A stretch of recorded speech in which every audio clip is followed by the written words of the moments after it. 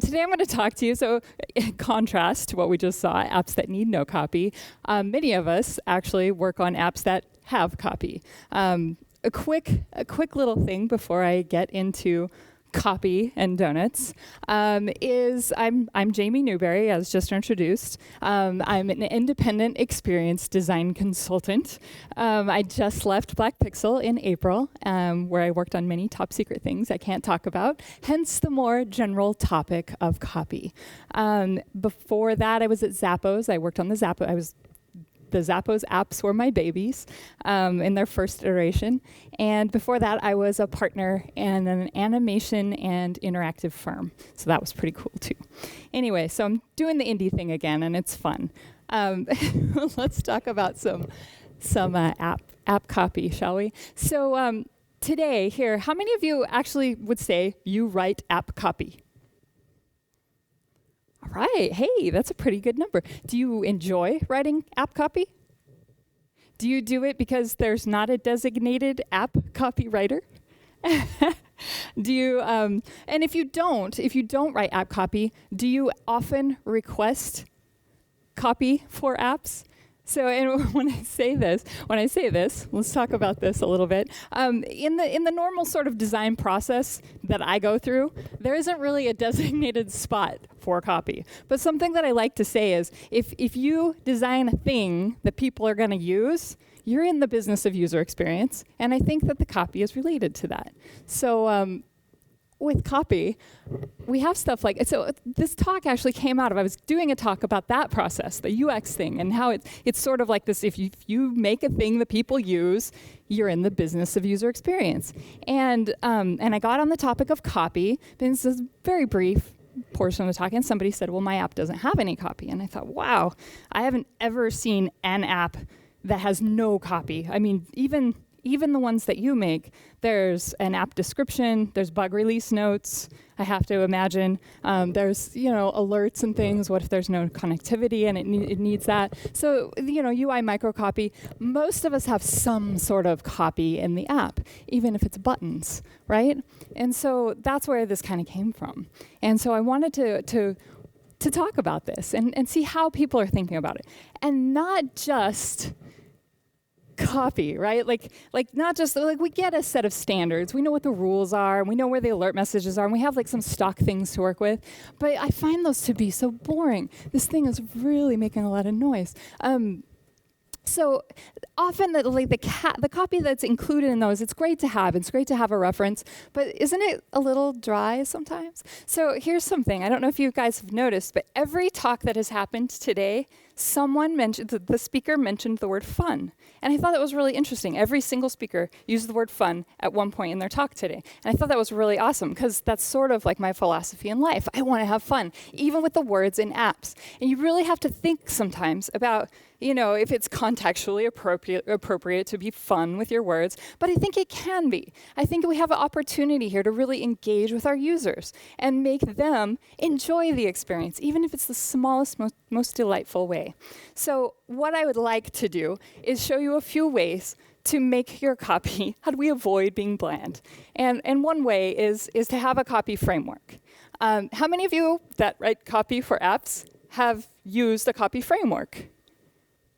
Yes, so you'll learn something. All right, so here's one I created. And it's basically, I created out of Mad Libs. If you're familiar with Mad Libs, they're fun, right? I love Mad Libs. We'll simplify this a little bit. But basically, these are some basic questions. It's who, what, why, where, when, and the bottom one is how. And so that's basically all we're covering.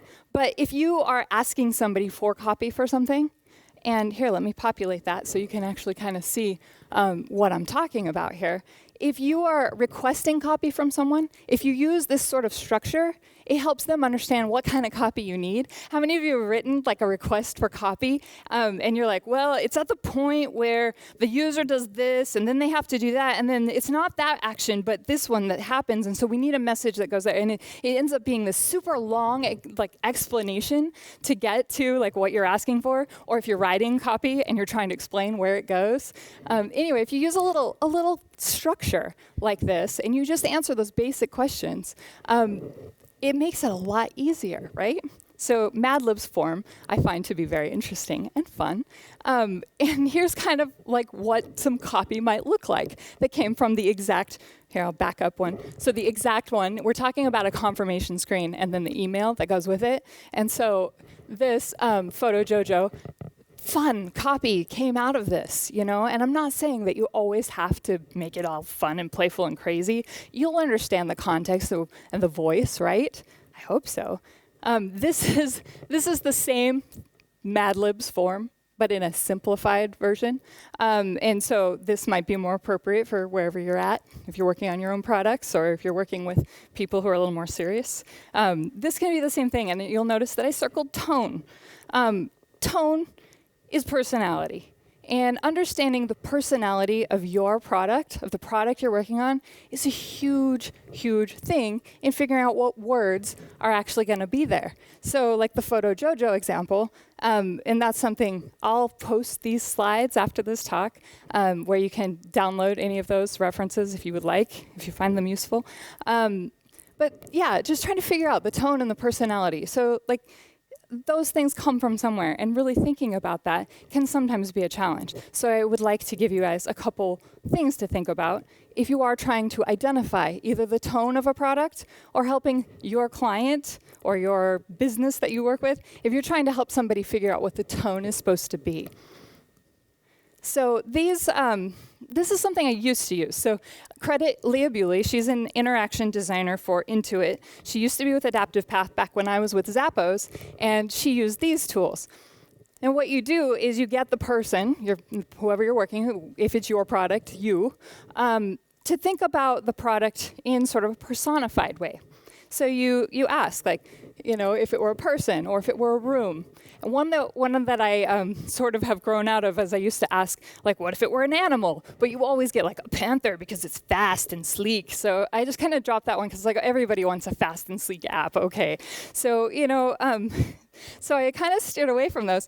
And what I did, I still think these are a great model, but I got a little more specific, and I started asking, what if your app were your brand, your product, and it's not just an app, but the brand itself? So with Zappos, for instance, I might have I started asking, if it were a celebrity, who would it be? So for example, I have Oprah and Bjork here, and I hope that everybody's kind of familiar with these two personas, because I think if one client were to tell you that our brand is like Oprah, it'd be a very different voice than if they were to tell you their app, you know, persona was like Bjork, right? Right? Liven up, guys, liven up. I know we have the food comas going, right? So, you know, for example, Oprah, trustworthy, professional, compassionate. So you're going to use, and I use the sign-in form here as an example, but like you're going to use words that are very easy to understand the demographic of the people you're talking to, but they know who they are. Like, we know who Oprah is as a brand. And I did pull this directly from Oprah's website, actually, and it doesn't matter if it's a website or an app, but the point is sign in, right? The use of the button, the very easy term, it's in keeping with this sort of personality. It's trustworthy, you know exactly what to do, the compassionate piece is there. But let's look at like Carbon Made. So I worked with Carbon Made guys for a while. Dave was one of my partners at Eat Drink. And so Carbon Made, while Bjork was not their persona, B was, who was Dave's girlfriend at the time, but she's got a lot of similar qualities to Bjork. So I picked Bjork because I think that there are a lot of qualities that we can attribute and say creative, adventurous, and free-spirited. Their sign-in button says mustache. In a lot of ways, this is a very bold statement, right? Like, whoa, user experience, is that okay to do? But does anybody really have a question of what they're asking you to do when you look at this in the context of what is sign into Carbon Made? Login, password, mustache. You get it, right? So they had fun with it. They know who they are as a brand, and they went with it, right? So like, that's what I'm talking about. Oh boy. So that whole celebrity question, it really helps us inform word choices. It informs a lot more. When we ask that question, it's usually in the design phase where we're trying to figure out, color palette, textures, how fast transitions and animations are going to work, and finding out like that celebrity like Bjork versus Oprah Winfrey. Those are different. Those give you different impressions. But if you have an understanding of that in a really tangible way, it makes it a lot easier to hold that as a design principle throughout the making of your entire app. So think of that with your copy. Word choices. I'm going to use an example here. Everybody's familiar with Twitter, yeah? So when we go to Twitter, it asks us this very simple question, right? What's happening? Did anybody use Twitter before it was what's happening? Does anybody remember what it was? What are you doing? So, and I have this reference here, Mark Trammell and Jesse James Garrett, in UX Week 2011, which I got to see. It was very cool. They did a talk about these changes that they made, and I do have a link to that video if you should watch it. I really recommend it. But specific to the copy, that changed a lot. I mean, I did use Twitter when it was this, before it was what's happening. And I remember like my first response, my first thought was, oh my God, like, what am I gonna do with this? Nobody wants to know what I'm doing. Did anybody use it then? Did anybody have a similar experience? So it was kind of intimidating. It was a little overwhelming. It was kind of like, oh my gosh, but that little, let's go back and look at that little change, smallest change in copy made a huge difference. And it opened it up to what's happening. So now people are saying, here's what's happening. I'm at the One More Thing conference. It becomes news. It opened a whole world of opportunity for discussion and not just what are you doing. So amazing, right? Just a little bit of copy. Does Trainer, actually, what one am I on here? Okay, Does Trainer, I'm hitting the red button. So Does Trainer did a talk actually about copy where he showed some examples of the world is littered with examples of compelling copy that makes things interesting, engaging, clear, funny, interesting. So this is exactly what I'm going for. And I'm going to show you just a few more examples, and we're going to wind the talk down very quickly. But yeah, I just want to show you, look at this, for instance. Come in, try the world. So the one guy, right? The one guy. So if you happened upon this in the street, at minimum, your reaction, if you took the time to read this, at minimum, your reaction is to chuckle, right? Like anybody thinks this is not funny, you should just go. It's funny though, right? And so like at minimum, that's the reaction. There was a moment there where you just connected with that, a chalkboard sign on the sidewalk. And better case, you go in and you try the meatball sandwich, right? Like, this guy can't be serious, right? The one guy, I gotta taste this meatball sandwich. So if you think about it that way, amazing, right? Just a little bit of charm and character in your word choice. So another thing, we all run into, and this might be really hard for you to read, it's not important that you read the whole thing. I'll talk about it for a second. Flickr did this. We all have, especially in apps, right? Like moments where things aren't connected, and like, you gotta have something there. These guys, Flickr, if Flickr was down for whatever reason, they would do this, and it was, basically tells you, oh shoot, our tubes are clogged, but if you print this out and color it, and then take a picture of it and post it, we'll pick a winner. It's a coloring contest. How cool is that? It's fun. So they created an opportunity to build like fun community engagement out of something that is normally a really frustrating, annoying little problem, right? People are usually like, I'll come back another time. And they totally made it something great and fun. And it's the words. It's the words. The words. It's an activity too. This is one from our hotel. We're staying here at the hotel, and I was so excited when I saw this because it would have been so easy for them to do what everyone does with terms and conditions. It's an underscored line that's a link to a page that's this long of terms and conditions you will never read, right? Come on. You guys know it's right. Okay, so these guys, this hotel that we're staying at right now, these are their terms and conditions. Do no evil. You totally get that, right? I mean, it's fun, it's sweet, it's short, but it's also kind of serious. Like, don't. You know the rules. Here's another place. This one's really hard to read, I think. Oh, it's actually easier to read than I thought it would be in here.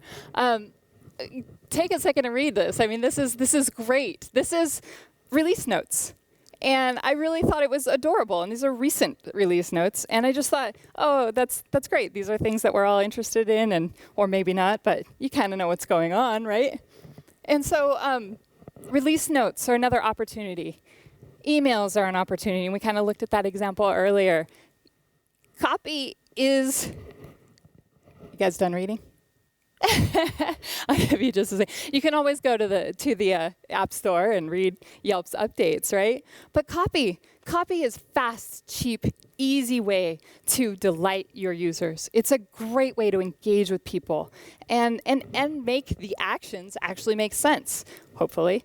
Have you ever tried to look at an app without copy in it? I mean, yours aside, but look at Twitter or something. Like, just imagine it with no copy. I know a lot of that's user-populated content, but your actions and everything that you do, you got to give people some clues on what to do. But it doesn't always have to be stodgy and boring and what everybody else is doing. Think about it a little bit. Think about it with personality. So we go back to the little template, the framework.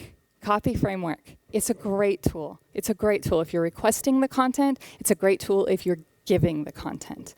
And then the personality thing. Think about it, think about your product as a personality. And think about what those attributes are, what voice it's trying to portray. Because that's going to give your copy the tone that it needs to have a personality. And it's super, super cheap to do. So if you would like the slides or any of those references, go there. I have some resources there, and the slides are there already, and all of that. So thank you, guys. Thank you.